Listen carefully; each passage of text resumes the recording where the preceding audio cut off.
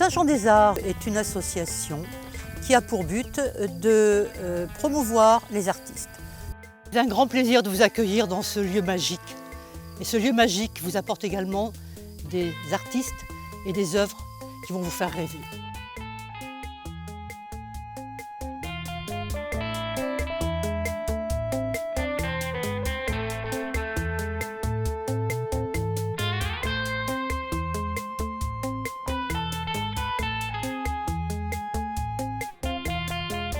Et donc mon atelier, c'est la nature. Voilà, comme vous pouvez le constater, je cherche dans des arbres des formes particulières. Je vois des personnages que je coupe et que j'utilise pour faire des débandades, pour faire des déambulations, pour faire des petits clins d'œil, parce qu'ils ont tous des formes très drôles.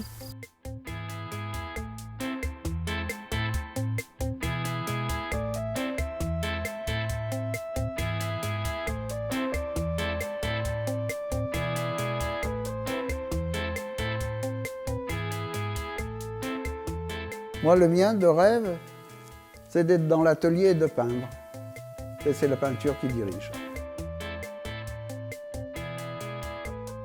Je vois les lignes pures d'un oiseau, j'ai envie de transformer ça dans mes marbres. Et je cherche un peu la perfection que on trouve dans la nature, que j'aimerais bien exprimer dans mes sculptures. Ce qui est exposé là, procédé à la gomme bichromatée, donc c'est des couches de pigments. Là, il y a une part de mystère, d'accident. Par exemple, ça, c'est fait qu'avec des coups de pinceau, où je place après le sujet en fonction des coups de pinceau, et ça crée une image qui est paradoxale. Là, c'est de la taille directe. Et la taille directe, en fait, c'est une aventure. Je trouve intéressant de prendre ces cailloux abandonnés qui sont recouverts de lichen, de mousse, et de refaire un travail sur l'humain, sur la tête, en gardant des traces de la partie brute.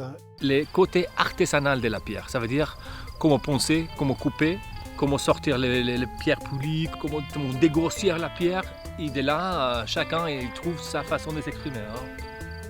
J'ai pas les mots, donc j'ai les pinceaux pour le dire, mais c'est vrai que la magie de cette ligne qui peut créer des espaces en deux coups de crayon, j'ai toujours trouvé ça magique. Dire un maximum de choses avec un minimum de moyens. Et quel accrochage, et quelle disposition dans la nature. Voilà, c'est un vrai régal. Surtout à cette heure-ci, hein, entre la lumière, le ciel, le paysage, c'est vraiment... Et le buffet, c'est extraordinaire.